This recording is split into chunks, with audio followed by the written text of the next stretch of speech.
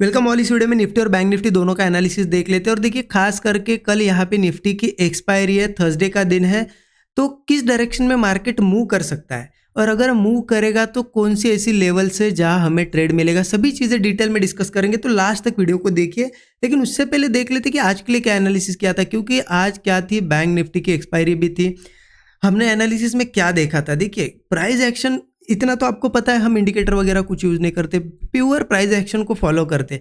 क्यों फॉलो करते? क्योंकि हमें पता है प्राइस एक्शन ऐसी चीज़ है, क्योंकि देखिए मार्केट में वही चीज़ें ज़्यादा यूज़ करनी चाहिए जिसकी प्रोबेबिलिटी सबसे ज़्यादा है, वही चीज़ें यूज़ करो। हमें पता है प्राइस एक्शन की प्रोबेबिलिटी कितनी है, अगर 100 बार अगर हम ट्रेड लेते हैं तो 70 से 80 बार, मतलब 70 to 80% टाइम हम सही आने वाले और बड़े टारगेट मिलने वाले हैं। तो इसका मतलब इसलिए प्राइस एक्शन यूज़ करते हैं। क्योंकि मैं एग्जांपल इसलिए बता रहा हूँ क्योंकि आज क्या हुआ, देखिए हमने क्या डिस्कस किया था कि मार्केट कंटिन्यू ऊपर आया है, मार्केट बुलिश है, ये कल ही देखा था हमने। बट हमने क्या डिस्कस किया था कि पहले गैप अप होया, यहाँ ओपन हुआ, नीचे आना चाहिए, फिर यहाँ कुछ सपोर्ट बनेगा, फिर हम कॉल साइड का ट्रेड लेंगे, क्योंकि डायरेक्टली अगर जाएगा तो मैंने आपको बताया तो सस्टेन नहीं कर पाएगा, नीचे आएगा। एग्जैक्ट वही हुआ है मार्केट में। बट यहाँ पे ट्रेड बना या नहीं बना? क्योंकि मुझे तो कोई ट्रेड नहीं बना, क्योंकि मैं तो वेट कर रहा था कि वो पहले यहाँ कहीं से नीचे आए, मतलब करेक्शन करे और उसके बाद ऊपर जाए। क्योंकि देखिए प्राइस एक्शन मतलब क्या होता है, चार्ट का एक बिहेवियर होता है। हमें पता है कि मार्केट अगर कंटिन्यू ऊपर गया है तो फिर ओपन होने के बाद कंटिन्यू यहाँ से ऐसे नहीं जा पाएगा। तो प्रोबेबिलिटी, हाई प्रोबेबिलिटी क्या होती है कि वो पहले नीचे आए, यहाँ कुछ सपोर्ट बनाए और फिर कंटिन्यू करे। कभी भी मार्केट का स्ट्रक्चर ऐसे होता है, रिट्रेस करते करते जाता है। तो वो रिट्रेसमेंट का हमने आज वेट किया, लेकिन रिट्रेसमेंट नहीं आया, कंटिन्यू चला गया, इसलिए मार्केट सस्टेन भी नहीं कर पाया। तो यही चीज़ें होती है। बहुत बार क्या होगा, देखिए प्राइस एक्शन को अगर फॉलो कर रहे हैं ना, 10 में से 8 बार वो ये चीज़ करेगा। मतलब अगर कोई भी चीज़ प्राइस एक्शन की, मैं हर एक चीज़ की बात कर रहा हूँ, ये तो एक एग्जांपल हो गया कि वो रिट्रेसमेंट वाला। तो मार्केट अगर ऊपर गया वो रिट्रेस करेगा तो वो 10 में से 8 बार रिट्रेस करेगा, लेकिन 2 बार ऐसा भी होगा ये कंटिन्यू ओपन होते से ही जाएगा। अब ऐसे टाइम क्या होता है, नए लोगों का, खास करके नए लोग क्या करते हैं ना, रिग्रेट करते कि यार यहाँ से ही चला गया, काश मैं यहाँ ट्रेड लेता तो ये भी मूव कैच होता, ये होता, वो होता। देखिए आप ये भी कैच करने की कोशिश कर रहे हो, मतलब क्या कर रहे हो आप, ये प्रोबेबिलिटी के अपोजिट जा रहे हो। मतलब आप ये भी कैच करने की कोशिश कर रहे हो, ये भी, तो ऐसे में क्या होगा, आपकी एक्यूरेसी बहुत कम होगी। आप प्राइस एक्शन को थोड़ी फॉलो कर रहे हो। प्राइस एक्शन को फॉलो करते हो तो आप रिट्रेसमेंट का वेट करते हैं। आप यहाँ पे भी ट्रेड ले रहे हो, यहाँ पे भी ट्रेड ले रहे हो, मतलब क्या कर रहे हो, रैंडम ट्रेडिंग कर रहे हो। रैंडम ट्रेडिंग के नतीजा आपको पता है, रैंडम ट्रेडिंग से बड़े बड़े अकाउंट्स वाइप आउट हो गए और बड़े बड़े लॉसेस कर लिए लोगों ने। ऐसे कितने अकाउंट वाइप आउट हो जाते बिगिनर्स के, क्यों? क्योंकि वो एक चीज़ नहीं फॉलो कर रहे, रैंडम कर रहे। इसीलिए देखिए आज के दिन मैंने पर्सनली तो वेट किया, मार्केट नीचे नहीं आया, यहाँ से ही चला गया, ऊपर गया, और ठीक है, इतना मुझे क्लियर पता था और ये आपको भी पता था, क्योंकि मैंने कल ही बताया था कि यहाँ से अगर वो जाएगा ना, सस्टेन नहीं कर पाएगा, वो नीचे आएगा पहले रिट्रेस करने। तो इतना यहाँ पे भी पता था कि यहाँ से ऊपर गया, यहाँ से गया, और यहाँ देखिए इस तरीके से एक स्ट्रक्चर बना है, नीचे आया है, यहाँ पे भी स्ट्रक्चर बना है, तो यहाँ मैं पुट ट्राई कर सकता था, लेकिन मैंने क्यों नहीं किया? क्योंकि ये देखिए आप, ये कैंडल्स देखिए, न्यूज़ थी, आरबीआई की कुछ न्यूज़ थी, उस वजह से ये कैंडल्स बन रही थी। हो सकता था मैं यहाँ पे अगर पुट लेता और यहाँ से और ऐसी ग्रीन कैंडल बनती तो मेरा तो एसएल भी चला जाता। इसीलिए मैंने सिंपल यहाँ पे क्या कर दिया, अवॉइड। क्योंकि जिस दिन मार्केट प्राइस एक्शन को फॉलो नहीं करता है, वैसे दिन अवॉइड करना सबसे बेस्ट होता है। यस, प्रॉफिट नहीं हुआ हमारा आज, लेकिन लॉस नहीं किया। लॉस ना करना ये सबसे बड़ा प्रॉफिट है, ये दिमाग में डाल दो चीज़। क्योंकि लॉस करते ना आज हम, तो ये कल का दिन भी हमारा वेस्ट हो जाता है ये रिकवर करने में। हमने लॉस नहीं किया तो हम बैठे हुए ब्रेक इवन पे, कल का दिन आएगा प्रॉफिट कर लेंगे, राइट? तो ये चीज़ें होती है। तो कभी भी अपोजिट अगर व्यू आपने बनाया और उसके हिसाब से नहीं चल रहा है मार्केट, देखो भी मत, देखो भी मत।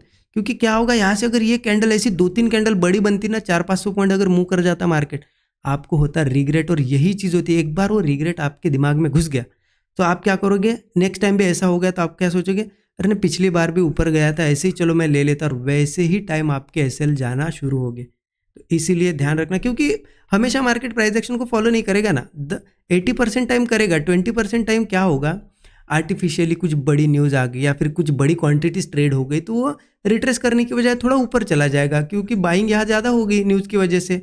लेकिन अल्टीमेटली उसने क्या किया, प्राइस एक्शन को भी फॉलो किया, आया ना नीचे हो। तो ये चीज़ होती है, आई होप समझ रहे होगे आप चीज़ें।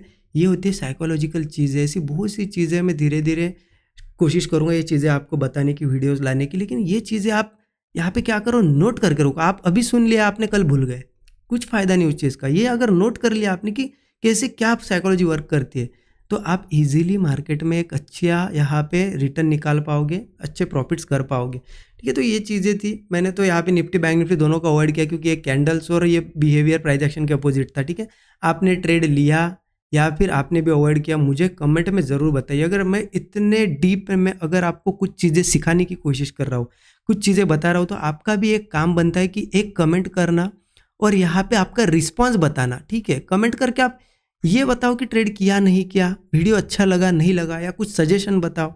कमेंट करोगे तो देखिए इसमें मेरा एक यहाँ पे बेनिफिट ये है कि मुझे यहाँ पे आपका रिस्पॉन्स मिलेगा, तो कुछ चीज़ें समझ में आएगी कि हाँ आपको कौन सी चीज़ें नहीं समझ रही है या फिर आपको वीडियोस कैसे लग रहे हैं।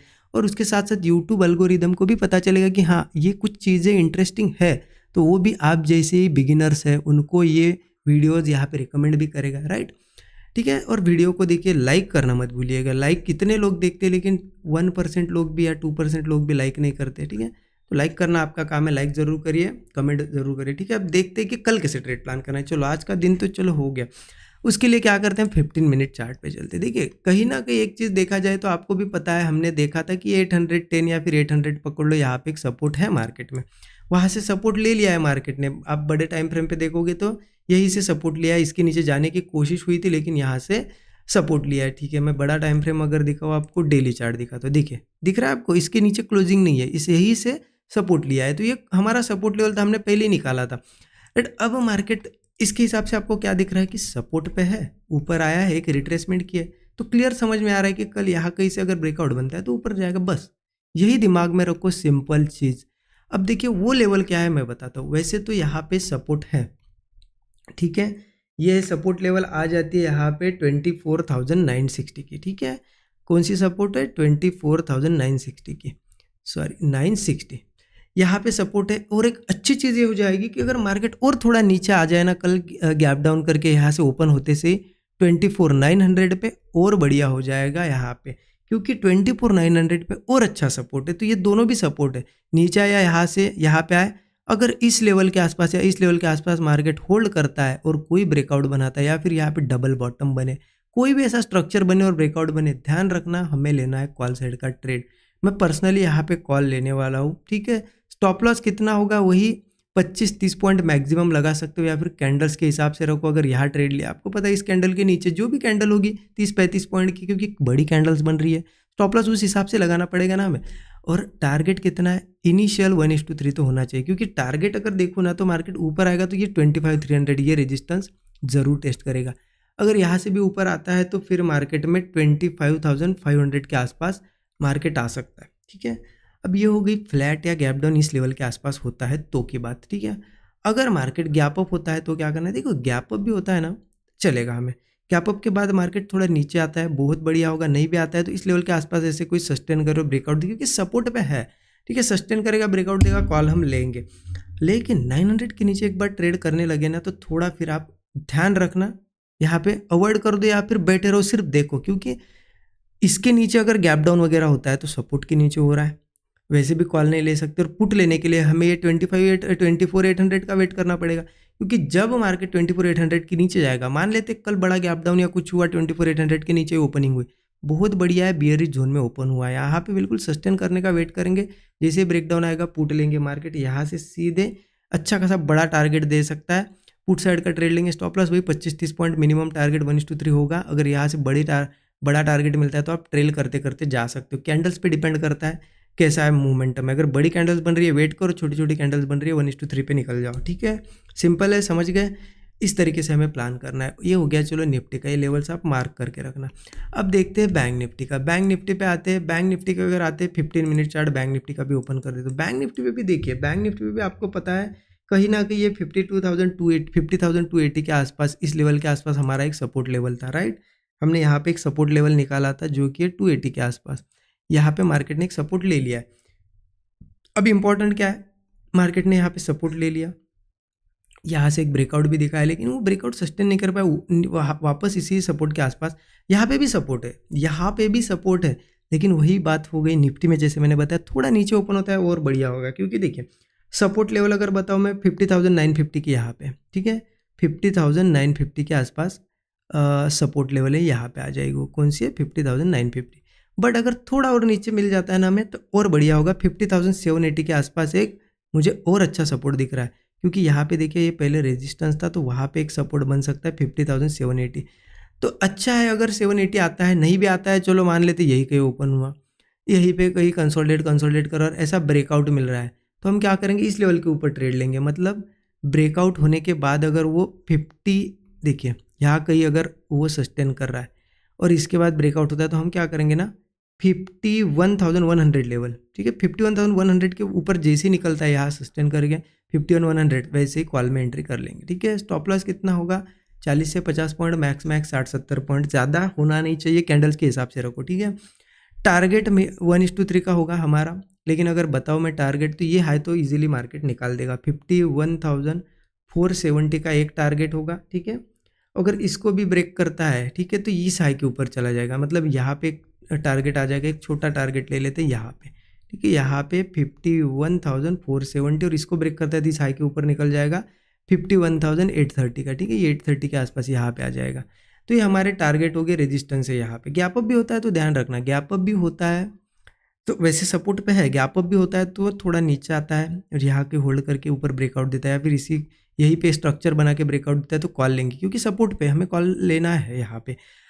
हाँ, 50,780 के नीचे अगर एक बार सस्टेन करने लग जाए तो थोड़ा सा दिक्कत है, फिर पुट तो लेना नहीं है हमें, क्योंकि पुट हम इस लेवल के नीचे लेंगे, 50,280 के नीचे लेंगे, ठीक है। लेकिन इसके नीचे ओपन होता है तो हो सकता है यही कहीं सस्टेन करे और क्लोज हो जाए, इसलिए पुट लेना है तो इंपॉर्टेंट है मार्केट में बड़ा गैप डाउन या कुछ हो, 50,280 के नीचे ओपनिंग हो और या फिर यहाँ ओपन हो के 50,280 के नीचे आए, सस्टेन करे और ब्रेकडाउन बनाए, तभी जाके पुट साइड का ट्रेड बन सकता है, ठीक है। स्टॉप लॉस फिर 40-50 पॉइंट रखना, 1:3 का टारगेट तो इजीली हम एक्सपेक्ट कर रहे हैं।